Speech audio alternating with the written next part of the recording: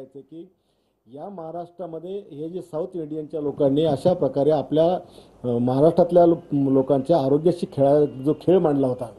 आज मला 20 वर्षापासून पोटाचा त्रास आहे. मला जरासं इकडचं तिकडचं खाल्लं तर मला किती वेदना होतात मला माहिती आहे. आणि म्हणून माझ्यासोबत असं झालं आणि इतरांसोबत असं होतं आणि त्याच्यामुळे मी वारंवार मागणी करत होतो की बंद झालं पाहिजे. आज महाराष्ट्रामध्ये आपण पाहिलं की डान्स बार असतील, लेडीज बार असतील, हे सगळ्या शेट्टी लोकांच्याच आहे. आणि महाराष्ट्राची संस्कृती खतम करायचं काम या लोकांनी केलं, महाराष्ट्र कलंकित करण्याचं काम या लोकांनी केलं, महाराष्ट्रातली तरुणाई बर्बाद करण्याचं काम या लोकांनी केलं. आणि आता या माध्यमातून आमच्या लोकांचं आरोग्य खराब करायचं काम ही त्या ठिकाणी करून राहिले आहेत. आणि मग आता ही काही कॅन्टीन जी रद्द झाली आहे ती ही कॅन्टीन आता मराठी माणसाला मिळाली पाहिजे, जेणेकरून त्याला मराठीच्या लोकांचं दैनंदिन जेवण कसं असतं, काय असतं हे सगळे त्याला माहीत आहे. आणि तो त्याचा जो स्टाफ असेल त्याच्या माणुसकीचं बोलणं देखील हे लोकांच्या कानावर पडेल. कारण याचे लोक नीट बोलायचे नाही, याच्या लोकांचं मेडिकल नाही, याच्या लोकांचं कामगाराची नोंदणी नाही, काही याच्या लोकांचं या ठिकाणचं नव्हतं. एखाद्याने जर गुन्हेगार काढून गेलं तर त्याचा काही पत्ता पण लागायचा नाही. अशा प्रकारची याची सगळी टीम होती. आणि म्हणून FDAने जी काही तडकाफडकी कारवाई केली त्याबद्दल मी समाधान व्यक्त करतो. नक्कीच. पण एकनाथ शिंदे यांनी पण तुमच्याबाबत विधान केलं की मारहाण करणं योग्य नाही. तुम्ही म्हणतात की रास्ता गलत था लेकिन मंजिल सही थी. तर भविष्यात असे जर काही पेच प्रसंग आले तुमच्या समोर तर या चुकीच्या रस्त्यावरती चालणं संजय गायकवाड पसंत करणार का, की आता संयमाची भूमिका घेण्याचं ठरवलंय तुम्ही? नाही, तसं काही नाही. योग्य वेळी योग्य भूमिकाच त्या ठिकाणी आपण घेत आलो आयुष्यामध्ये, भविष्यातही घेणार. पण चुकीच्या मार्गाने जाण्याची वेळ आमच्यावर कोणी येऊ देऊ नये, मला एवढंच आवाहन करायचं आहे. नक्कीच. या घटनेतून तुम्ही तर त्या समोरच्यांना धडा शिकवलात आणि शिवसेना स्टाईलने शिकवला, पण तुम्ही सुद्धा काही धडा घेतलाय का या सगळ्या प्रसंगानंतर ज्या पद्धतीने टीका टिप्पणी तुमच्यावर करण्यात आली? टीका टिप्पणी करणारे विरोधक आहेत आणि विरोधकांनी मला शहाणपणा शिकवण्याची गरज नाही. त्यांनी पहिले स्वतःचं आत्मचिंतन करावं. ती अंधारीबाई मला काल माझ्यावर टीका करत होती, बाई तू तर देवाना शिवाय देत होती, तू मला काय शहाणपणा शिकवते? कोण तो लोढा होता तो बोलत होता, अरे मी किती महिलांची आबरू वाचवलेली, मी किती महिलांचं रक्षण केलेलं आहे. माझ्या जिल्ह्यात जाऊन विचारा ना, तुम्हाला काय इथं मुंबईमध्ये माहिती आहे माझं काय काम येतं, किती महिलांचे संस्कार मी बसवले.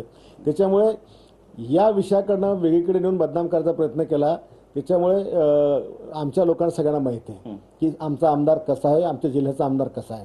हे आम्हाला या मुंबईतले जे कोणी हे बोलणारे होते यांना सांगण्याची आवश्यकता नाही आहे. नक्कीच. काही जणांना वाटतं तुम्ही जे केलं ते योग्य आहे, पण नेते म्हणतात की मारहाण करणे योग्य नाही. त्यामुळे वरिष्ठ नेते जसे देवेंद्र फडणवीस त्यांनी सभागृहात पण सांगितलं की अध्यक्षांनी यावर निर्णय घ्यावा. तुम्ही अध्यक्षांची पण भेट घेतलेली आहे. यांची नाराजी असं तुम्हाला वाटतं आणि ही नाराजी तुमच्याकडून दूर केली जाणार आहे? बघा, वरिष्ठ आहेत ते आणि खरोखर त्यांचं म्हणणं बरोबर आहे की आमदारांनी असं करायला नाही पाहिजे, हे मला माहीत आहे.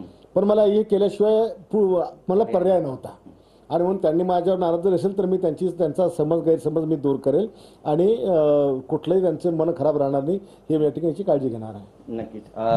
या सगळ्या घटनेनंतर वरिष्ठ नेत्यांशी तुमचं काही बोलणं झालंय का, किंवा कुणाला तुम्ही तुमची बाजू मांडलेली आहे का पक्षांतर्गत?